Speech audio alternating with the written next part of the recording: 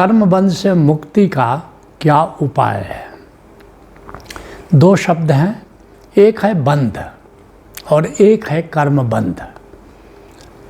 पहले बंध को समझते हैं, फिर कर्म बंध को समझते हैं।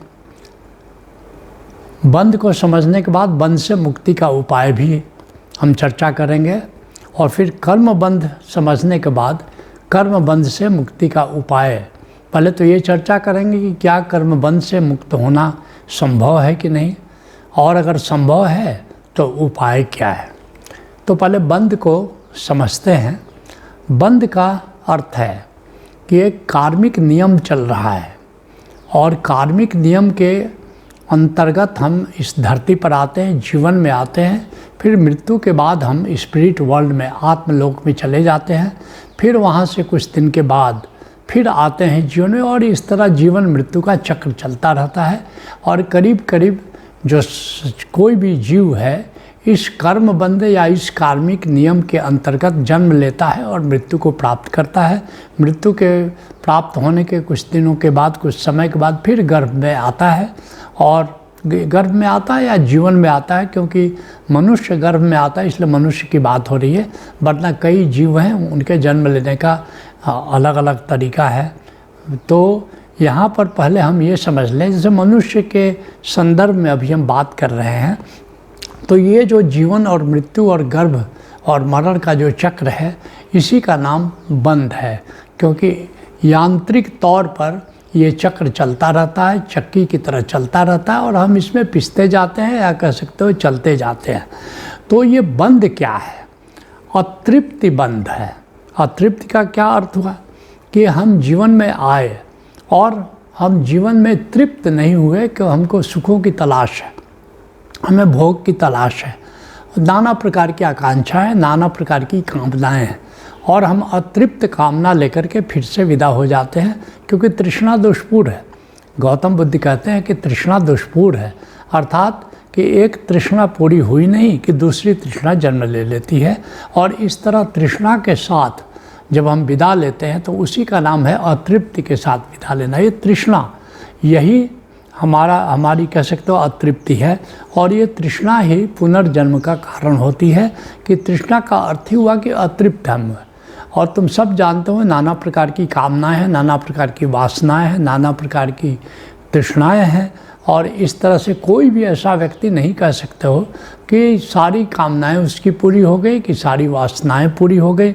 और अधूरी वासना के साथ जब हम मृत्यु में प्रवेश करते हैं तो हमें पुनः जन्म में आना पड़ता है अपनी इच्छाओं की पूर्ति के लिए, अपनी कामनाओं, अपनी वासनाओं, अपनी तृष्णाओं की पूर्ति के लिए।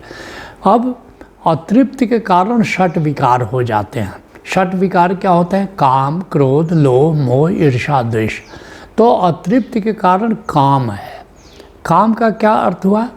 काम क्या है कि हम अपनी इच्छाओं की पूर्ति के लिए दूसरे से आशा करते हैं कि दूसरा सहयोग करे हमारी जैसी कामना, हमारी इच्छा। एक तो इच्छा है, इच्छा तो सबके मन में होती है, क्योंकि भूख लगती है तो भोजन चाहिए, प्यास लगती है तो पानी चाहिए, अगर हमको सुरक्षा चाहिए तो मकान चाहिए।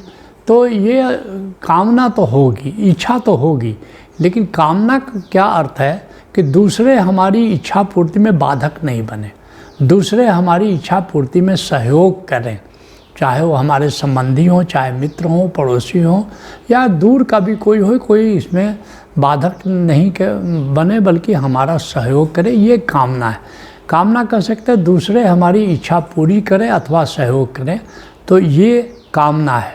और ये जो कामना है एक तरह से अतृप्ति पैदा करती है, कारण कि सभी तुम्हारे कार्य में सहयोग नहीं करेंगे।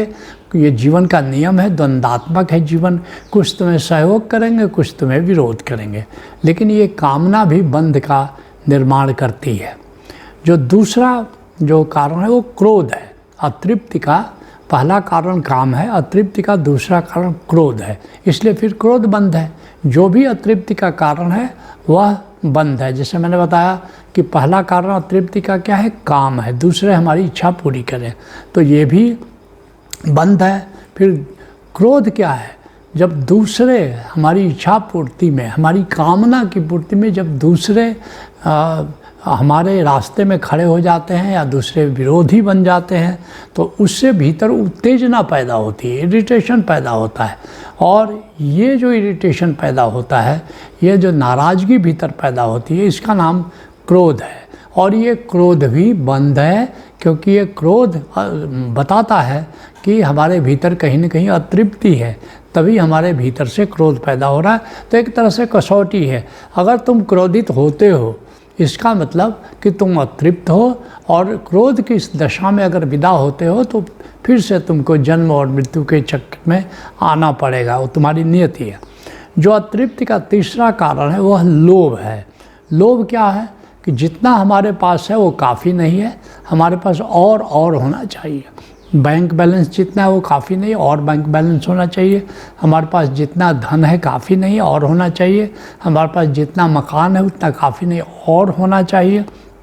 भोग की जो भी सुविधा है वो काफ़ी नहीं, और होना चाहिए। इसको लोभ कहते हैं। और अगर भीतर लोभ है, इस प्रकार की आकांक्षा और की मांग है, इसका मतलब कहीं न कहीं अतृप्ति है। और लोभ की इस दशा में अगर विदा होते हो तो पुनः इस चक्र में हमें आना पड़ेगा। जो अतृप्ति का चौथा कारण है वो मोह है। मोह का क्या अर्थ है? जो है हमारे पास, चाहे संबंधी हैं, चाहे धन है, मकान है, जो भी है, उसकी पकड़ है। कहीं डर है कि कहीं जो हमारे पास हो कहीं छीन न जाए, कोई ले न जाए। जो हमारे माता हैं, पिता हैं, बंधु हैं, कहीं हमसे बिछड़ न जाए, कहीं हमसे छूट न जाए।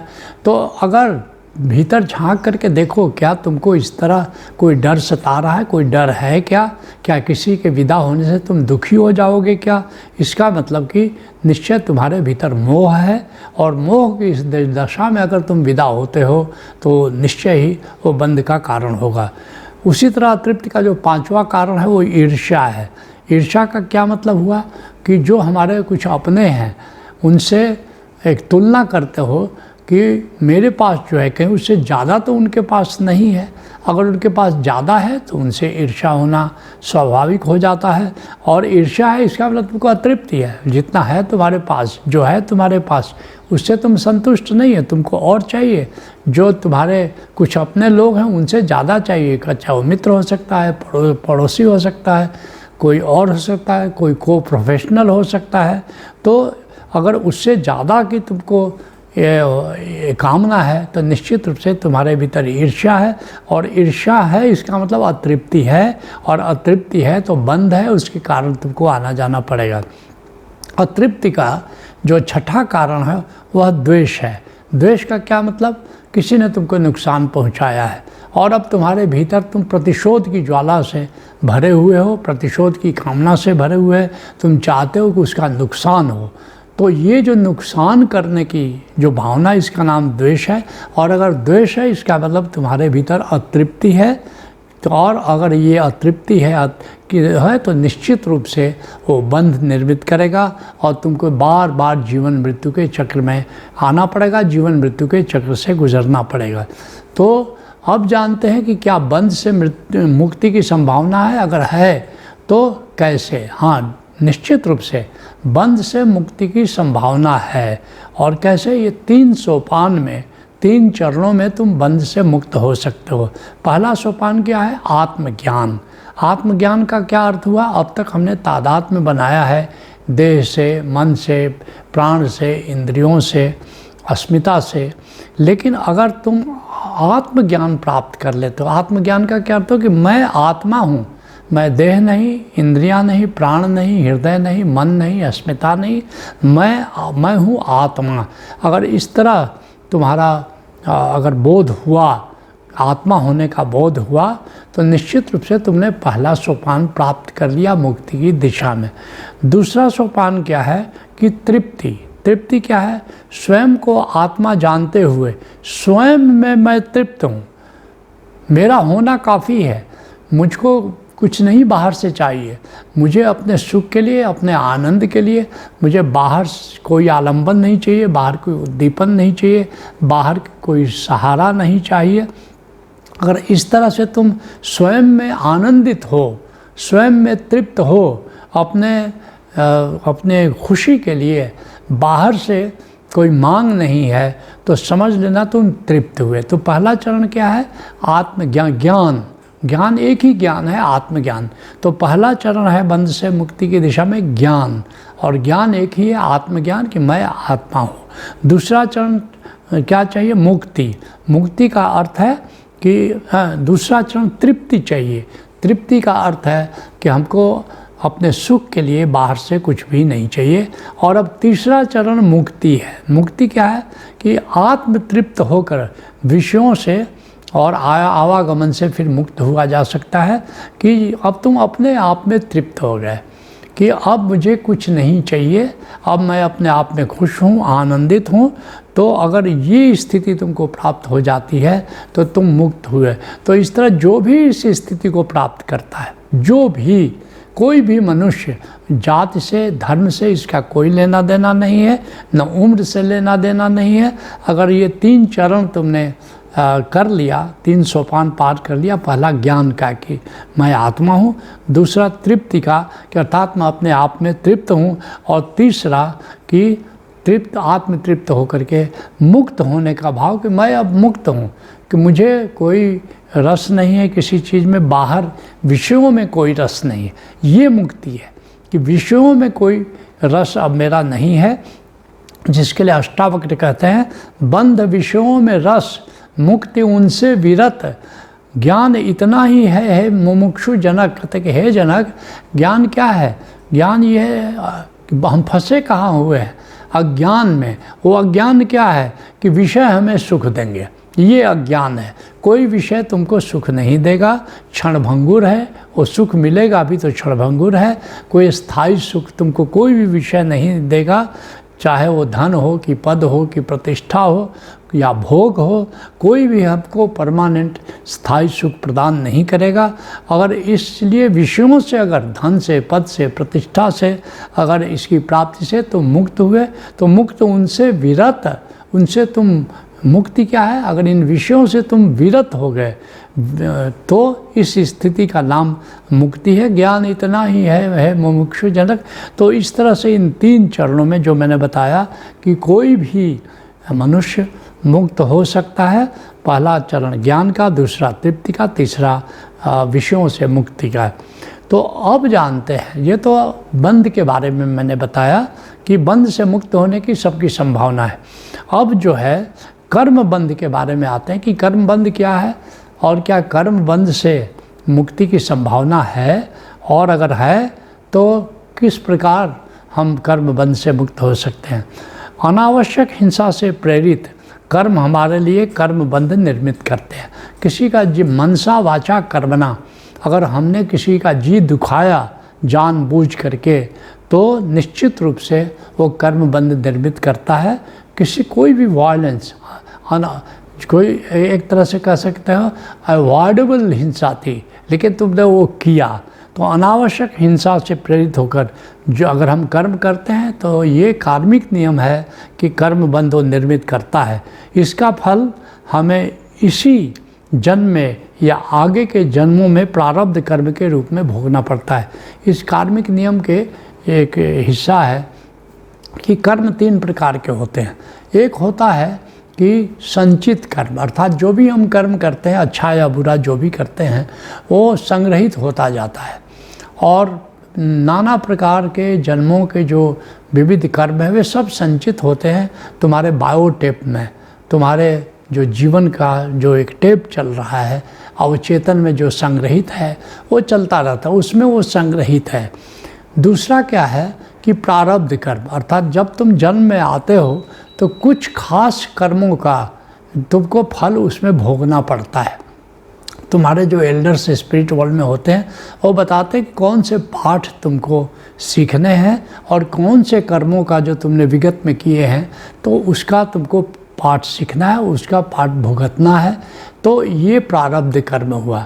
और जो तीसरा वो क्रियमान कर्म है। क्रियमान कर्म का क्या मतलब हुआ? इस अभी जो कर्म कर रहे हो उसको क्रियमान कर्म करते हैं। और तो क्रियमान कर्म यही जाकर के कुछ क्रियमान कर्मों का फल हमको इसी जन्म में भोगना पड़ता है और कुछ क्रियमान कर्म हमारे संचित कर्मों में शामिल हो जाते हैं, उनका कर्म आगे भोगना पड़ता है, या तो इसी जन्म में या फिर बाद के जन्मों में भोगना पड़ता है। तो इस तरह तीन है, संचित कर्म, विगत के हमारे अभी से पहले जो हमने कर्म किए या पिछले जन्मों में कर्म किए, तो वे सारे में कर्म जो है वो संचित कर्म में शामिल हो जाते हैं। उसमें से विगत के जीवन का अथवा पिछले जन्मों के कर्मों का कुछ फल हमें इसी जन्म में भोगना पड़ता है, उसको प्रारब्ध कर्म कहते हैं। और जो अभी हम कर रहे हैं या आगे करने वाले हैं वह सब क्रियमान कर्म है। तो क्या हमने बताया कि इस तरह अनावश्यक हिंसा से प्रेरित कर्म हमारे लिए कर्म बंध निर्मित करते हैं, इसका फल हमें इसी आगे के जन्मों में प्रारब्ध कर्म के रूप में भोगना पड़ता है। और कर्म बंध जो है इस तरह कार्मिक नियम का हिस्सा है कि ये कार्मिक नियम पर आधारित है और सबको अपने कर्म बंध का फल भोगना पड़ता है। लेकिन कर्म बंध का संबंध स्पष्ट रूप से हिंसा से संबंधित है। ये बात नोट करने की है कि जो भी हम हिंसा करते हैं, किसी का जी दुखाते हैं, किसी की हत्या करते हैं या किसी को कष्ट देते हैं, किसी का शोषण करते हैं, तो वो कर्म बंध का हिस्सा बन जाता है। अब सवाल है कि क्या कर्म बंध से मुक्त होने का उपाय है कि नहीं। तो एक बात समझ लो, कर्म बंध नियम की तरह है, तो इसलिए जो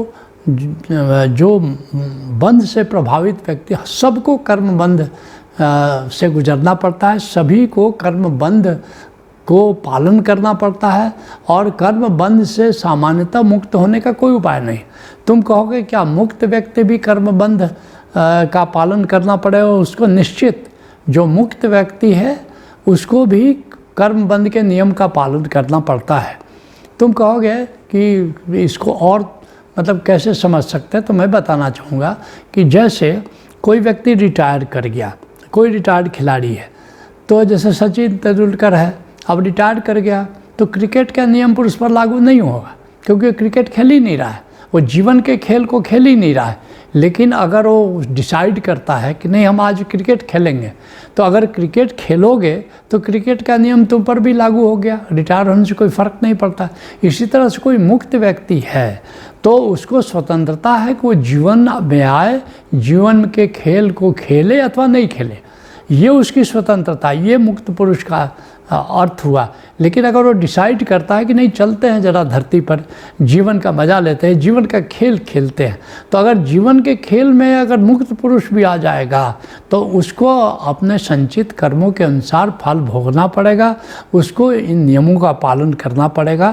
तो जो भी खेल के नियम है उस पर भी लागू होंगे।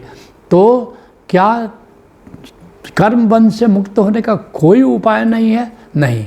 संतों ने एक बात बताई है कि उसके द्वारा अगर तुम गुजरते हो तो तुम जितने भी कर्म बंध है उन कर्म बंधों से तुम मुक्त हो सकते हो।